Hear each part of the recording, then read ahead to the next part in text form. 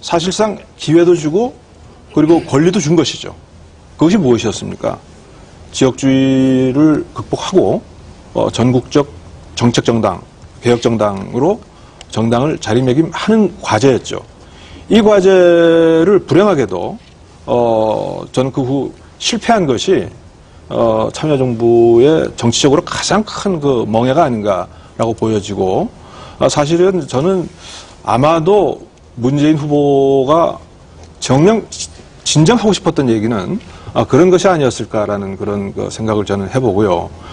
그리고 좀 더 안타깝게 생각하는 것은 그 해결되지 못한 열린우리당이 해결하지 못하고 있는 이 과제를 여전히 숙제로 지금 현재 민주당이 그대로 떠안고 가고 있다. 여전히. 이것이 해결되지 않고 그것이 가져다 주는 결과는 호남만이 아니라 유권자 전체, 전 지역의, 전국의 유권자 전체를 정당을 불신케 하고 정당 정치에 환멸을 느끼게 하고 하는 것이고 예. 바로 이런 것이 시민정치라든가 운동정치의 성장으로 지금 나타나고 안철수 현상이라든가 이런 것으로 좀 연결이 되는 것이다. 김수인 교수 말씀에 조금 제가 입장이 좀 다른 대목이 있습니다. 조금 전에 말씀은 문재인 후보가 진정 얘기하려고 했던 것은 열린우리당, 과반 의석을 확보한 열린우리당의 정책 실패를 되풀이하지 않았으면 하는 것 아니겠느냐라고 해석하셨는데 문재인 후보의 정확한 발언은 분열이 잘못됐다는 거였습니다. 그러니까 이것은 열린우리당이 2004년 총선을 통해서 과반 의석을 확보한 이후에 잘못한 부분이 아니고요. 분열이 잘못됐다고 했기 때문에 열린우리당 창당이 잘못됐다는 얘기입니다. 정확하게 얘기하면. 그렇다면 열린우리당 창당 자체가 사실은 분열은 아니었다고 볼 수도 있죠. 왜냐하면 네, 제가 그래서 그 말씀을 드리는 겁니다. 보십시오. 열린우리당을 창당한 것은 노무현 대통령이 취임한 직후부터입니다. 그런데 왜 그러면 그 시점에 노무현 대통령과 창당의 주역인 천신정 이 개혁 세력의 핵심 세력들이 왜 당을 새로 창당하려고 했을까? 그 세 분 다 호남 출신 아니었습니까? 이게 2002년 대통령 선거 과정에서 노무현이 대통령 후보로 뽑힌 게 4월인데 10월 달에 10%대로 지지율이 급락합니다.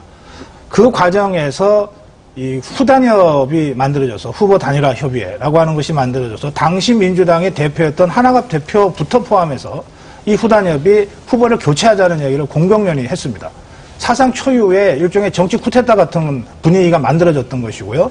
그 압력을 아예 전향적으로 수용을 해서 노무현 후보가 좋다 단일화하자고 해서 사실은 이 역전을 거둬서 후보 단일화에 성공을 했습니다만 자 그렇게 해서 정말 기사회생해서 대통령이 된 노무현 대통령 입장에서는 그 후단협 세력이 여전히 당의 지도부를 차지하고 있는 그 민주당을 어떻게 집권당이라고 믿고 국정 운영을 안정적으로 할 수 있겠습니까? 그러니까 더 이상 이 구태의 당으로는 안 되겠다고 생각을 해서 개혁 세력이 중심이 돼서 새로 당을 만들자라고 해서 노사모 세력들도 일부 적극적으로 참여하고 개혁당 세력도 일부 참여를 해서 열린우리당을 만든 것이거든요. 그러니까 그 시점에 열린우리당을 만들 때는 우선 탄핵이라고 하는 것은 전혀 상상하지 못한 그런 상황이었고요. 그래서 제대로 된 노무현 정부의 힘 있는 국정 운영을 위해서 개혁 세력이 다시 당을 만들자고 해서 만든 겁니다. 그런데 아까 설명하신 대로 만들어 놓고 해 나가니까 민주당 잔류파들이 나중에 한나라당과 손을 잡고 노무현 대통령을 탄핵하는 이런 사태로까지 가게 된 것이죠. 그래서 제가 지금 문재인 후보의 발언을 제가 문제로 삼고 있는 것 아닙니까? 문재인 후보의 열린우리당 창당이 분열이었다라고 하는 발언은 결국은 노무현 대통령 탄핵에 동조한 민주당 잔류파들의 손을 들어주는 것과 똑같은 결과가 되는 겁니다. 정치적으로. 그래서 이것은 문재인 후보 스스로 뿌리를 부정하는 것이 되는 발언이다. 그래서 매우 잘못된 정치적 발언이다. 예. 제가 그것을 지적하는 겁니다. 예. 지금 뭐 그 얘기를 너무 길게 할 필요는 없을 것 같은데 저는 지금 문재인 후보 캠프가 전략적 방향을 지금 아주 잘못 선택하고 있다고 봅니다. 이 얘기를 왜 길게 할 필요가 없을까요?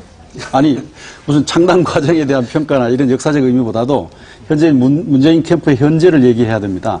뭐냐면 문재인 캠프가 지금 그 심적 부담을 가지고 있는 것이 노무현을 어떻게 넘어설 것인가 하는 거잖아요. 근데 노무현을 부정해서 넘어서서는 안 되죠. 말하자면 노무현의 가치와 노무현의 말하자면 집권 시기의 경험을 이제 진화시켜 나가는 것이 필요하다는 것이